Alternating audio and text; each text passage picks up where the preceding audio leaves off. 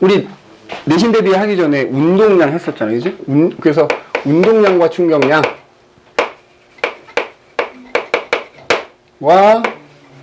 충격량. 오늘은 이제 충격량 얘기를 해야 되는데, 운동량하고 관계가 있기 때문에 운동량을 간단하게, 그죠? 적어도 어떻게 구하는 건지만. 자, 운동량은 물체가 말 그대로 움직이고 있어요. 그럼 걔가 운동하는 정도를 양으로 나타내는 게 운동량이다. 뭐 이런 얘기 했어요. 물체의 어떤 운동하는 정도? 운동하는 정도가 운동량이다. 이렇게 얘기했고.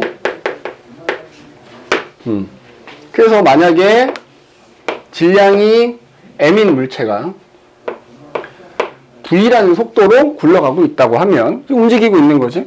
그럼 이 물체 운동량. 자, 참고로 운동량이든 충격량이든 또 그런 얘기 있었어. 벡터량이다. 벡터라는 건 뭐라 그랬지? 크기가 있으면서 방향까지 있는 애들 우리가 벡터량이라고 부른다 그랬거든. 이거 봐봐. 예를 들어 물체가 움직이고 있으면 움직이는 빠르기가 있을 거야. 뭐 얼마의 속력이라는 빠르기가 있을 것이고, 그 다음에 걔가 움직이는 방향이 있겠지. 뭐 오른쪽으로 움직일 수도 있고 왼쪽으로 움직일 수도 있고. 그지? 그래서 그 크기하고 방향 두 가지를 생각을 해봐야 된다는 얘기지. 그래서 만약에 운동량의 크기는, 운동량 뭐 보통 기호 P라는 기호를 쓰는데, 운동량의 크기 P는 간단합니다. 그냥 그 물체의 질량 몇 킬로그램 있으면 몇 킬로그램에다가 제가 현재 움직이는 속도를 곱해주면 되는 거예요. 질량 곱하기 속도다. 질량 곱하기 속도. 우리 질량은 이제 기호 M으로 쓰는 거고, 속도는 V로 쓰는 거다. 근데 여기서 속력이라고 쓰지 않고 속도라고 썼기 때문에 속력과 속도의 차이는 얘기했었지? 속력은 그냥 단순히 얘가 얼마나 빠르냐를 나타내는 거고, 속도는 빠른데 얘가 어느 방향으로 움직이고 있느냐까지 나타내는 거다.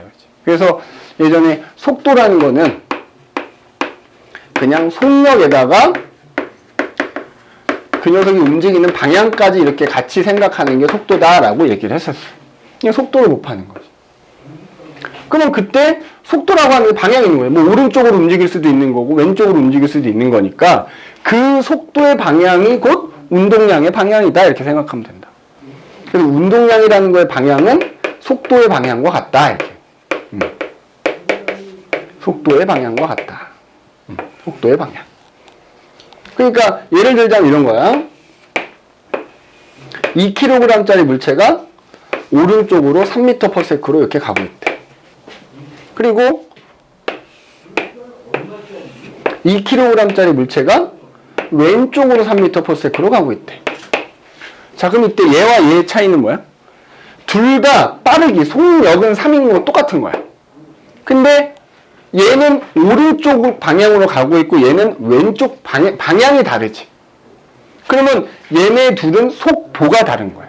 속도라는 건 속력과 방향을 합친 건데 둘 중에 하나가 다르면 속도가 다른 거야. 최소한 둘 중에 하나가 다르면 속도가 다르다. 그래서 얘랑은 현재 속도가 다른 상태인 거야. 속력은 어떤 거야? 3m/s라고 하는 크기는 같은 거지. 그러면 자, 얘의 운동량은 어떻게 해야 돼? 자, 우리가 그래서 운동량을 구할 때는 이 속도가 중요한 방향이 있기 때문에 일반적으로 오른쪽은 우리가 플러스로 표시하고 속도 나타낼 때 왼쪽은 마이너스 표시하는 거야. 그래서 얘는 오른쪽으로 가고 있으니까 플러스 3m/s라고 한다면 얘는 마이너스 3m/s가 되는 거야. 오케이? 그럼 얘는 운동량이 어떻게 되는 거냐? 2kg 곱하기 3m/s 이렇게 되는 거야. 그럼 얼마가 나와? 6이 나오는 거지. 플러스 6이지? 그 다음에 운동량의 단위는 이 두 개 곱한 거니까 질량의 단위하고 속도의 단위 곱한 게 운동량의 단위야. 킬로그램, 미터/세컨드라는 단위를 쓴다고요. 그러면 얘는 운동량이 어떻게 되는 거야? 2kg 곱하기 속도가 마이너스 3이기 때문에 여기다 마이너스 3을 곱하는 거야. 이렇게. 그럼 얘는 얼마가 되는 거야? 마이너스 6kg 미터/세컨드 이렇게 얘기하는 거야. 그러면 얘하고 얘는 뭐는 같은 거야? 만약에 단순히 운동량의 크기만 물어볼 때는 이거 절대값 취해주면 돼, 그냥. 그럼 얘하고 얘는 운동량의 크기는 같은 거야. 근데 뭐만 다른 거다? 방향만 다른 겁니다. 방향. 그래서 운동량의 크기를 물어보는 건지 아니면 그냥 운동량을 물어보는 건지 좀 구분해야 돼. 운동량의 크기를 물어본다 그러면 절대값으로 비교하면 되고요.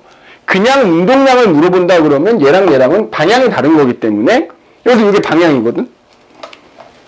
이 방향?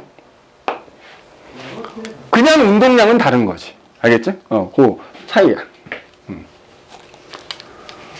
그 다음에, 운동량 계산하는 거 이렇게 하면 되고, 그 다음에 또 얘기했던 게 뭐가 있었냐면은, 운동량 보존 법칙이라는 게 있었어요. 자, 운동량 보존 법칙.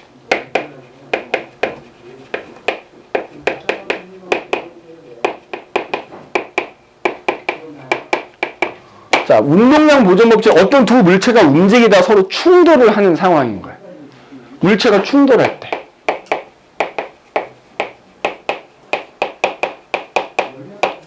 특히 이제 요거가 충격량에서도 이제 같이 나오게 되니까, 그죠? 자, 어떤 두 물체가 이렇게 있어. 얘네가 마주보고 오고 있는 거야. 자, 지우야, 뭐 질량이 M1이라는 애라고 하고, 질량이 M2라고 하자. 얘가 V1, 뭐 V2 뭐 이렇게 온다고 치자고. 그 얘네가 꽝 부딪혔어. 꽝 부딪힌 다음에 서로 이제 반대 방향으로 가게 된 거야. 부딪혀서 튕겨 나간 거지, 서로. 그래서 얘는 V1 프라임이라는 속도로 가고, 얘는 V2 프라임이라는 속도로 간다고 치면, 그냥 뭐 그 과정은 예전에 다 했으니까 결과만 얘기하자면, 운동량 보존 법칙이라는 건 어떤 물체들이 충돌할 때 충돌하기 전에 얘네들의 운동량 합친 것과 충돌한 이후에 얘네들의 운동량을 합친 거가 어떻더라는 거야? 같더라는 거야. 그러니까 운동량 보존 법칙은 운동량의 합은 항상 일정하다라는 거야. 그 물체가 부딪혀서 한 덩어리가 되든 반대 방향으로 가든 아니면 둘로 쪼개지든지 간에 걔네들의 운동량의 합은 항상 일정하다라는 거. 물체가 충돌하고 나가기 충돌 전과 후에 운동량의 합은 항상 같다라는 게 운동량 보존 법칙입니다. 나중에 또 뒤에 가면 이제 문제 풀 일이 있으면 이제 그때그때 또 내가 설명을 해줄게요. 일단 여기서는 요거만 알고 갑시다. 운동량 어떻게 구한다고? 질량 곱하기 속도로 운동량의 크기를 구한다 라는 것만 기억을 좀 해두자 이 말이야. 알겠지? 그럼 이제 오늘 배울 충격량이라는 거에 대해서 얘기해보자. 충격량. 충격량. 운동량하고 약간 비슷한 개념이야. 비슷한 개념. 그지? 충격량. 거기 이제 그래서 보면은 위에 제목으로는 충격량과 운동량과의 관계에 그래서 이제 첫 번째로 나오는 게 충격량 나오지.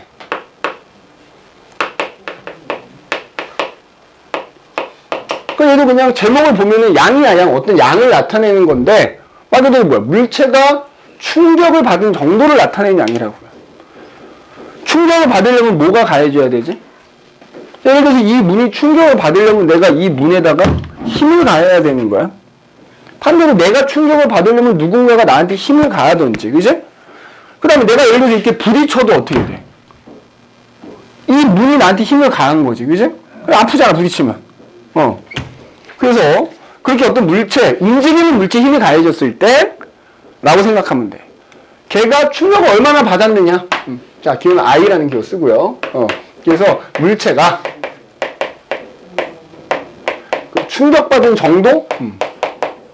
충격받은 정도를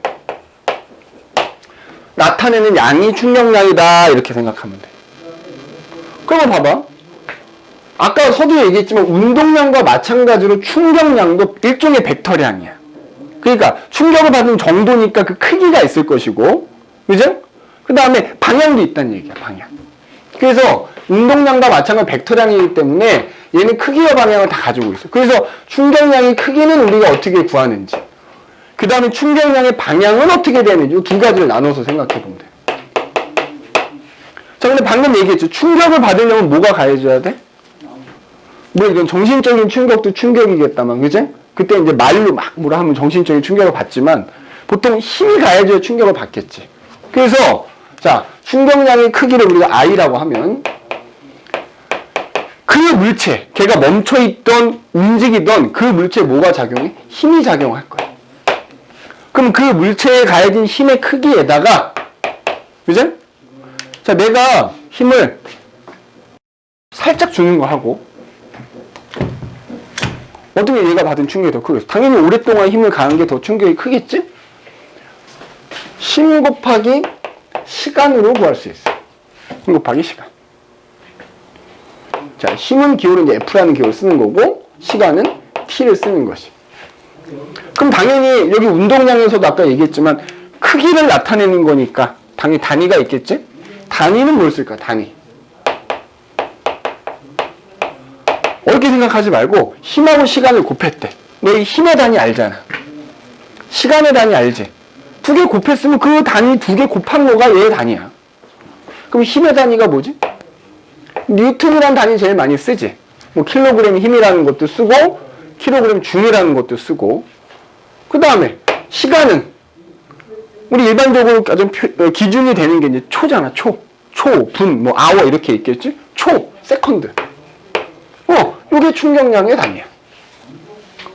근데 좀 이따 나오겠지만 충격량의 단위로는 킬로그램 미터 퍼 세컨드라는 단위도 쓸 수 있어. 자, 킬로그램 미터 퍼 세컨드는 뭐지? 이거 아까 운동량의 단위거든. 그러니까 충격량의 단위 요거 쓰지만 운동량의 단위도 충격량의 단위로 쓸 수 있다는 얘기야. 알겠니? 쓸 수 있다는 얘기야.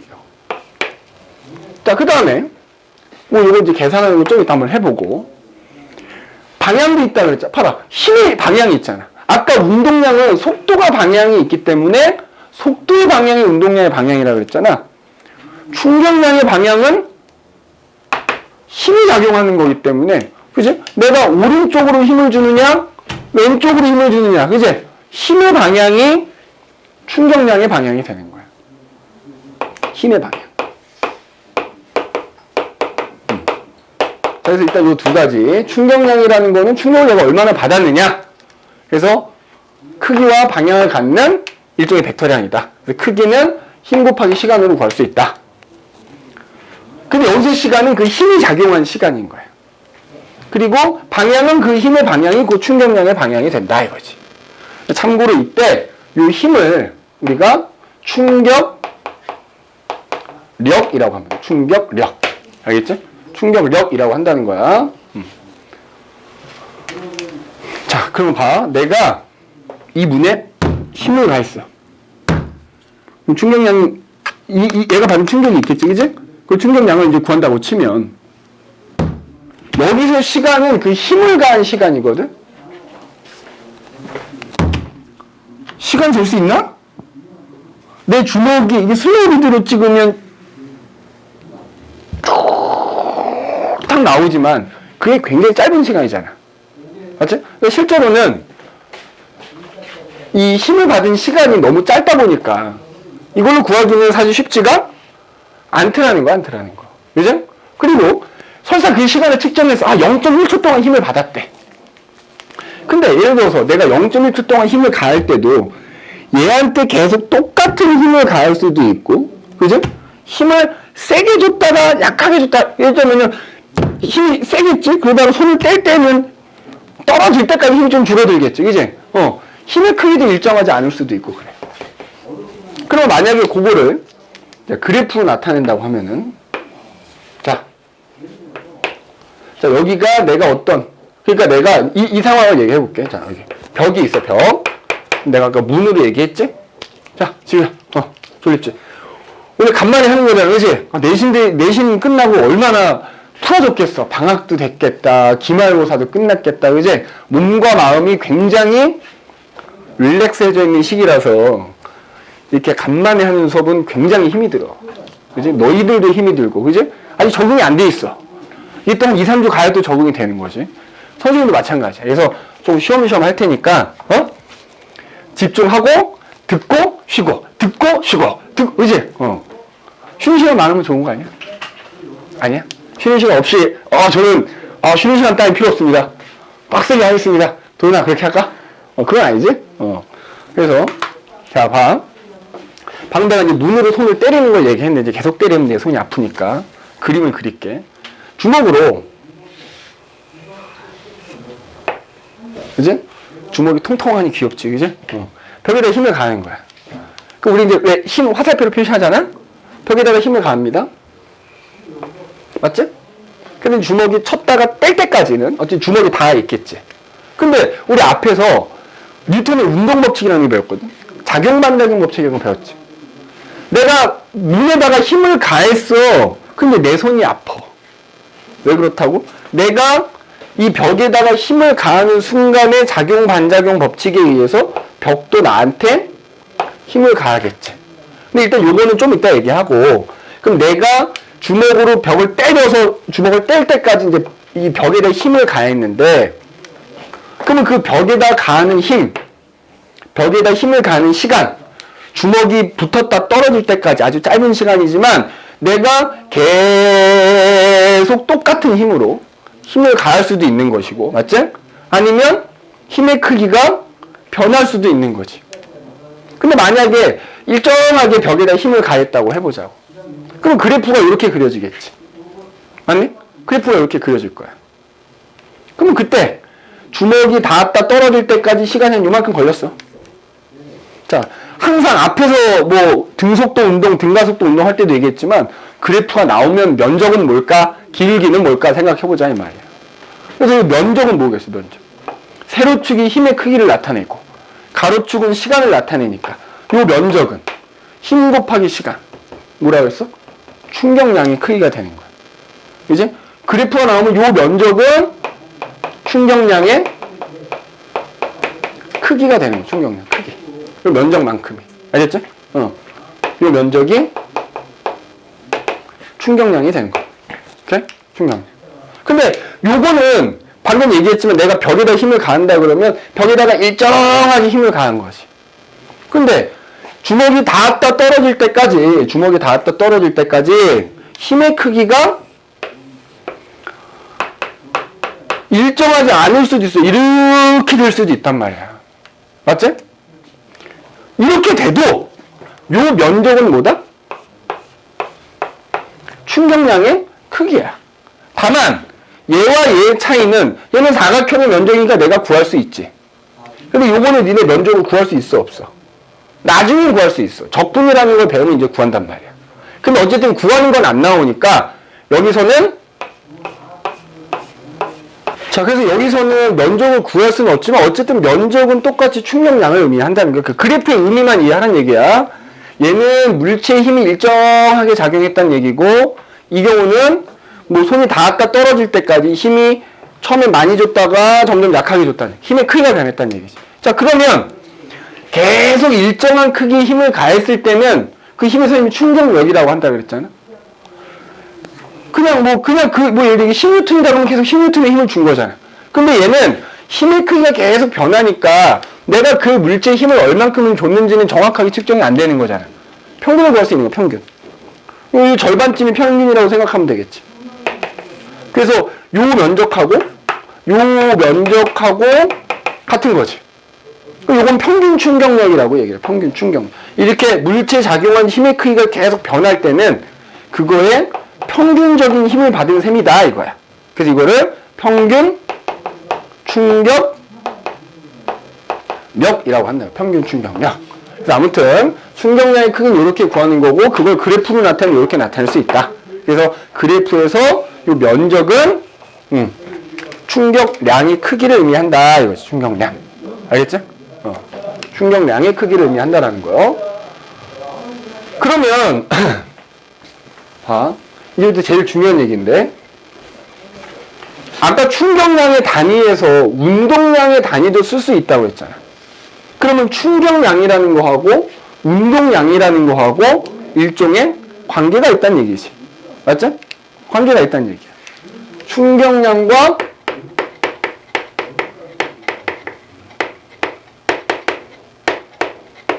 운동량의 관계.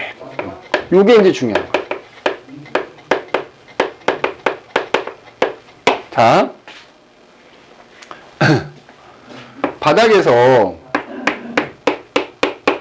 공이 굴러가고 있다고 하자. 이렇게 굴러가고 있다고 합시다. 그죠? 그냥 뭐 반대 방향, 반대 방향. 자, 얘 질량 M1이고 얘가 M2고 얘가 V1, V2로 이렇게 서로 마주보면서 굴러오고 있다고 합시다. 그래서 얘네가 굴러오다가 꽝 부딪혔어. 자, 꽝 부딪히는 순간 어떻게 되지? 꽝 부딪히는 순간? 부딪히는 순간 서로 힘을 가하겠지. 이거 편의상 A 물체라고 하고 얘를 B라고 할게. 그럼 A가 B한테 힘을 가하겠지. 맞죠? 힘의 크기가 얼마인지 모르지만 그 힘을 FA라고 해볼게. 그러면 작용 반작용에 의해서 B도 동시에 A에게 힘을 가하겠지. FB라고 할게. 그러면 이 FA라는 힘과 FB라는 힘은 크기가 어때? 같지? 방향만 반대겠지. 작용 반작용 법칙에 의하면 내가 얘한테 힘을 가하면 얘도 나한테 힘을 가한단 말이야. 동시에. 근데 그 힘의 크기는 같고 방향만 반대잖아. 그죠? 그래서 부딪히는 순간 서로에게 힘을 가하게 되고 잠깐이지만 힘을 가한 다음에 그 힘에 의해서 얘네가 반대 방향으로 이제 굴러가게 됐다고 해보자 이거지. 서로 반대 방향으로 이렇게 튕겨 나가게 됐다고 해보자. 튕겨 나가게 됐다고 해보자고. 맞지? 이렇게. M2지. 그래서 얘는 V1의 프라임, V2의 프라임으로 반대 방향에 이제 굴러가게 됐다고 해보자. 자, 그러면 각각의 물체를 보는 거야. 각각의 물체. 응?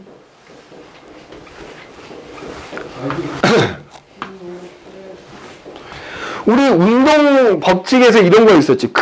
만약에 지금 이게 내가 요거만 얘기하고 쉽게 마찰이 없는 상태야. 그래서 딱 정확하게 부딪히는 순간 얘네가 요 힘만 서로 받았다고 치자고.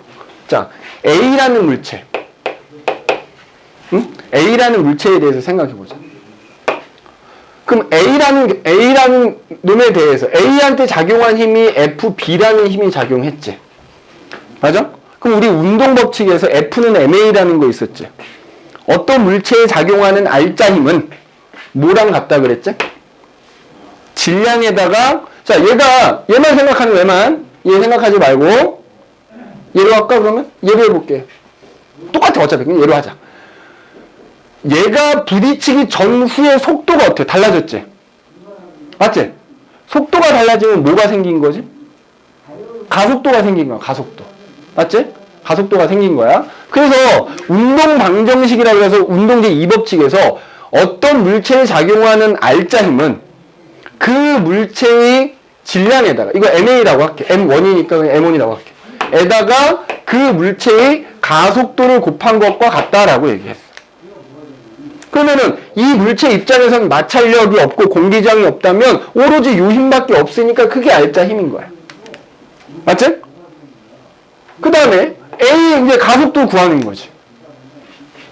A라는 물체의 가속도 어떻게 되지? 우리 가속도는 자 여기 충돌하는 아주 짧은 시간이 있을 거 아니야. 그 시간 동안 여기서 요걸로 속도가 변하는 거야. 그죠? 그러면 우리 가속도는 시간분의 속도 변화량이거든? 속도 변화량은 나중 속도에서 처음 속도를 빼는 거야. 근데 속도기 때문에 뭐가 중요하다? 방향이 중요하다고. 오른쪽으로 가는 걸 우리가 플러스라고 하면 왼쪽은 마이너스가 돼야 돼. 알겠니? 힘도 마찬가지야. 우리가 오른쪽을 기준으로 잡았으면 오른쪽으로 작용하는 힘은 플러스고 왼쪽으로 작용하는 힘은 마이너스인 거야. 그럼 일단 여기에 마이너스가 붙어야 돼. 자, 일단 가속도 그러면 델타 t라는 시간 동안, 짧은 시간 동안 플러스 v1에서 마이너스 v1 프라임으로 변한 거지. 나중 속도가 마이너스 v1이었고 맞지? 나중 속도에서 처음 속도를 뺀 거지. v1 프라임에서 v1을 뺀 거야. 요게 가속도가 되는 거야. A라는 물체. 그러면 요거를 여기다 이렇게 집어넣어 보내. 그럼 식이 어떻게 나오냐? 마이너스 FB는 M1 곱하기 델타 T분의 마이너스 V1 프라임 마이너스 V 이렇게 돼. 맞지?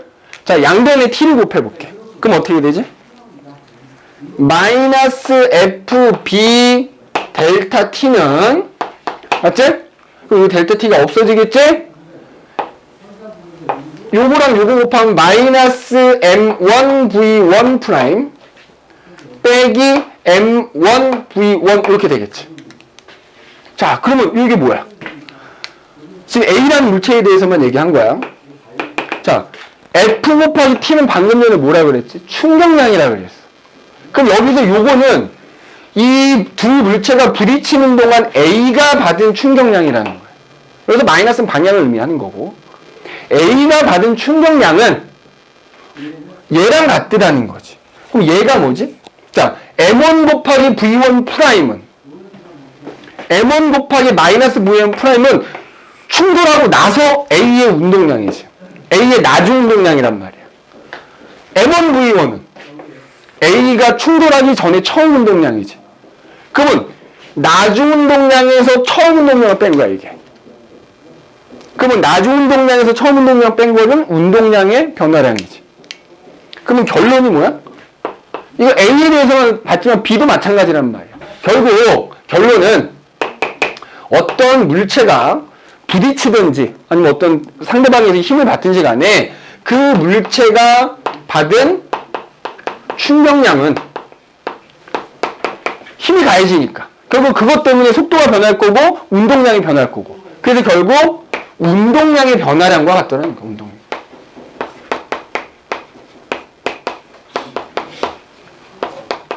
요게 제일 핵심인 거야. 물체가 받은 충격량은 충격을 받는 동안 힘이 가해지기 때문에 그 힘에 의해서 속도가 변할 것이고 결국 운동량이 변할 거다. 그 물체가 받은 충격량은 결국 그래서 운동량의 변화량과 같다라는 거야. 그러니까 충격량이 운동량의 변화량과 같으니까 운동량이면 단위가 아까 킬로그램 미터 퍼 세컨드였잖아. 그래서 충격량의 단위 운동량이랑 똑같이 쓸 수 있는 거라고. 요 관계 꼭 기억해야 돼. 물체가 받은 충격량은 그 물체의 운동량의 변화량과 같더라라는 거 결론은. 알겠니? 근데 봐라. 그럼 이게 이제 A에 대해서 본 거다. B는 어때? 얘들 봐봐. 얘네가 부딪히는 순간 같은 힘을 받잖아. 같은 시간 동안 부딪히잖아. 그래서 충돌하는 순간 지금 우리는 A에 대해서만 살펴봤다만 A의 충격량이 20이잖아? 크기가? 그럼 B도 20이야. 충격량의 크기는 서로 같아야 돼. 단지 뭐야? 방향만 반대로 나타나는 거고. 두 물체가 충돌하는 순간에 얘네들이 받는 충격량의 크기는 서로 같은 거고 얘가 받은 혹은 얘가 받은 충격량의 크기는 그 물체의 운동량의 변화량과 같다는 거야. 알겠죠? 이걸 꼭 명심해 주셔야 됩니다. 그게 지금 그 밑에 보면은 운동량과 충격량의 관계 뭐 그래서 지금 쭉 나와 있는 겁니다. 그죠? 운동량과 충격량의 관계 그래서 나와 있는 거니까 그거를 좀 잘 기억을 해 두시면 되겠어요. 오케이? 그 밑에 보면 뭐 또 확대경 그래서 운동량과 충격량의 관계를 이용한 운동량 보존 법칙 증명. 그래서 충격량이 운동량이 변화량과 같다는 걸 이용해서 운동량 보존 법칙 성립한다는 것도 증명할 수 있더라. 라는 거 뭐 나오긴 하는데 그건 그렇게 해주시면 되겠고. 근데 이게 중요해. 그런데 지금 그 다음 페이지 넘기면은 자 요거까지만 얘기하고 쉽시다. 운동량 변화량을 크게 하는 방법 그래서 나와 있지. 자 무슨 얘기? 야 운동량의 변화량을 크게 한다라는 거는 뭐지? 얘 봐봐 얘들아 요거만. 운동량의 변화량이 커진다는 거는 결국 그 물체가 받는 충격량이 커진다는 거지. 자 그러니까 아까 얘기했잖아. 충격량은 우리가 힘 곱하기 시간으로도 구할 수 있고 아니면 지금 이거대로라면 운동량의 변화량으로도 구할 수 있어. 근데 아까 얘기했지만 실제로 이 시간이 매우 짧기 때문에 실제로 어떤 힘이 가해졌을 때 물체가 받은 충격량은 보통 운동량의 변화량을 가지고 많이 구하는 거예요. 자, 근데 일단 여기서 얘를 크게 만든다는 거는 얘를 크게 만든다는 거잖아. 그러면 얘를 크게 만드는 방법. 자, 충격량을 크게 만들면 결국 그것 때문에 운동량의 변화량이 어떻게 돼? 커진다 이거지. 운동량의 변화량이 커지게 하려면 얘 커지게 하면 되는 거잖아. 얘가 커지게 하려면 둘 중에 하나가 커지면 되는 거지. 어떻게 해주면 되는 거야? 뭐 여러 힘을 크게 해주거나, 그죠? 자, 내가 얘한테 세게 치면 얘가 받은 충격량 커지겠지. 근데 이제 만약에 얘는 지금 멈춰 있어서 안 움직인다만 움직인다 그러면. 그러니까 예를 들어 축구공을 살살 찰 때하고 세게 찰 때하고 어때? 축구공하고 내 발이 닿는 시간이 일정하다면 내가 세게 찰수록 공이 받은 충격량이 커져서 운동량의 변화량이 커지기 때문에 공이 더 멀리 날아가는 거야, 멀리. 그죠? 근데 지금 우리 책에 보면은 보통 거기 보면 돼. 물체에 작용하는 힘의 크기를 크게 해주거나, 그죠? 힘의 크기를 크게 해주거나 아니면 똑같은 힘을 주더라도 힘을 받는 시간을 크게 해주면 운동량, 충격량이 커지게 돼. 이 둘 중에 하나가 커지면 얘가 커지는 거 아니야? 그럼 얘가 커지면 얘가 커지게 된다. 운동량의 변화가 커지게 된다. 그래서 그런 경우들이 나와 있지. 자, 예를 들자면,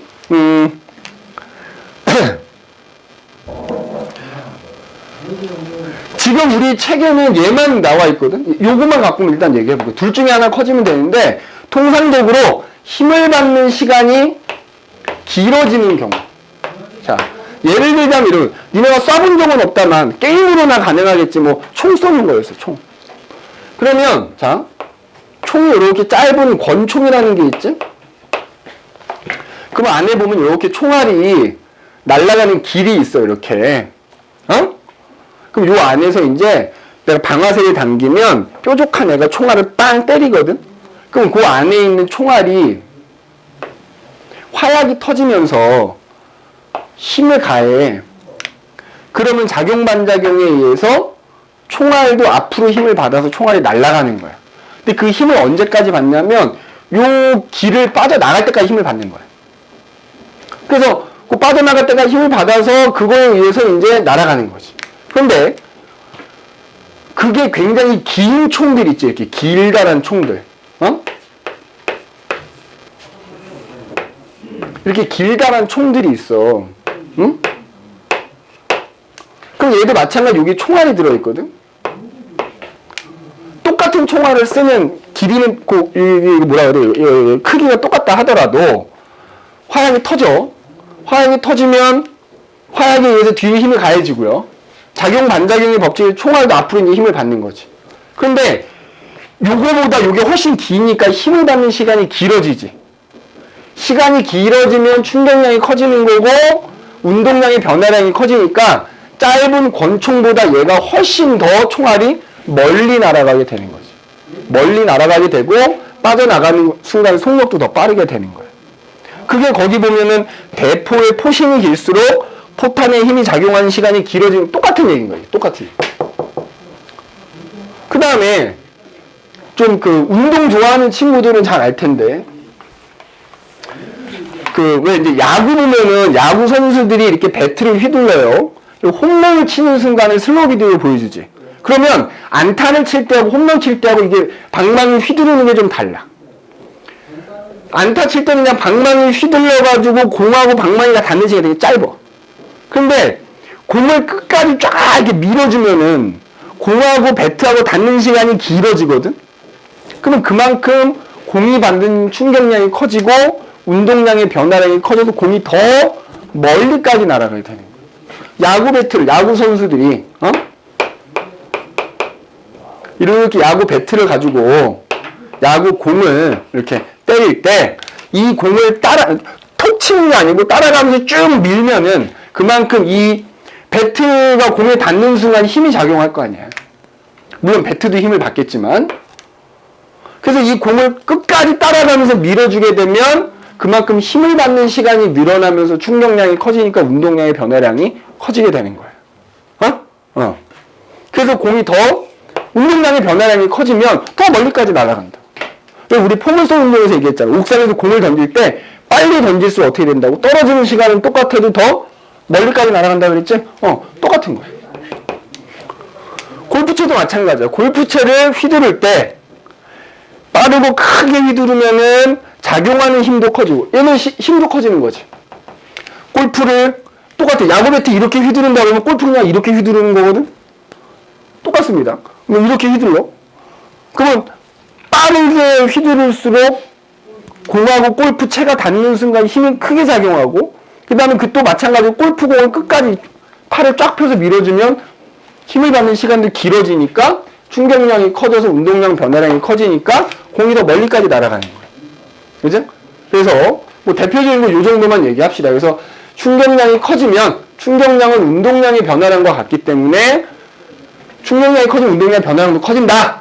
그럼 그냥 단순하게 충격량이 커지려면 힘을 더 많이 주거나 힘을 받는 시간이 길어지게 해주면 되겠다 이거지. 알겠지? 잠깐 쉬었다가 요 얘기 할 거야. 그럼 이번엔 요거 힘을 선생님이 충격력이라고 한다 그랬잖아? 요 이제 충격력하고 관계된 얘기 한번 해보도록 할게요. 오케이. 잠깐 쉽시다.